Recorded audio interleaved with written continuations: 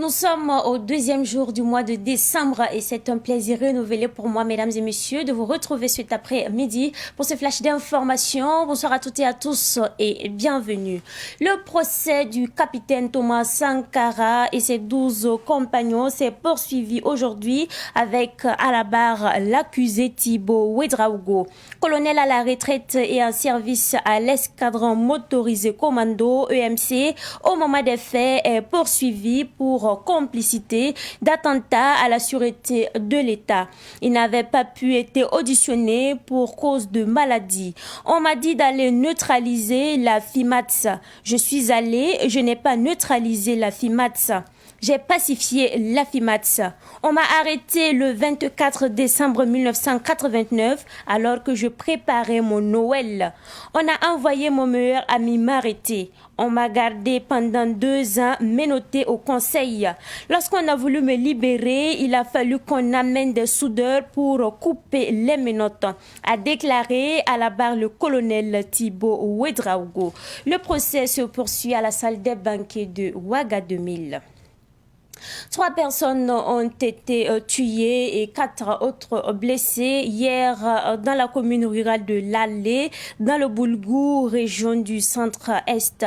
Ce sont en majorité des enfants qui sont morts dans l'explosion d'une mine artisanale. Selon les faits, les enfants ont aperçu une barre de fer enterrée et ont alerté les villageois. C'est en essayant de déterrer la pièce métallique que l'explosion s'est déclenché. Les blessés ont été conduits au centre hospitalier régional de Tenkodogo.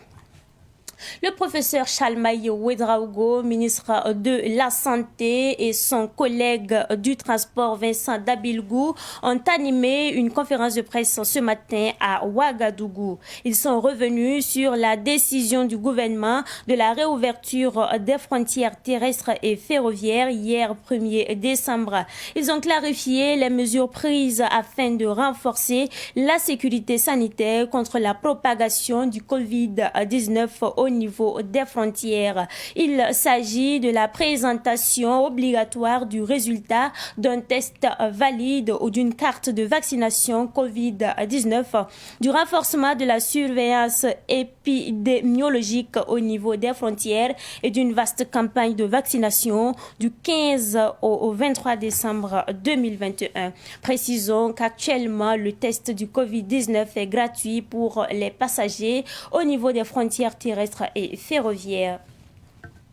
2 soldats béninois ont été tués dans la nuit d'hier à aujourd'hui. Il s'agirait d'une attaque terroriste qui a eu lieu dans la région de Porga, près du parc de la Pendjari, au nord-ouest du Bénin, près de la frontière avec le Burkina Faso. Au cours des échanges de tirs, l'armée béninoise a pu neutraliser un terroriste. L'actualité internationale va nous conduire cette fois-ci au Sénégal. Les acteurs du secteur des transports sont à leur 2e jour de grève. Les négociations prévues pour démarrer ce matin n'ont pas eu lieu, faute d'entente entre les transporteurs et les autorités. La grève a été déclenchée pour 2 jours par 14 organisations du cadre unitaire des syndicats des transports routiers du Sénégal. Elle vise à protester notamment contre les tracasseries causées par les policiers, les gendarmes et les agents du service des eaux et forêts, le transport clandestin et les nombreux contrôles sur les routes. Et c'est cette actualité du Sénégal qui met fin à ce flash d'information. Merci à vous pour votre constante fidélité et très bonne suite de programme sur Savannah TV.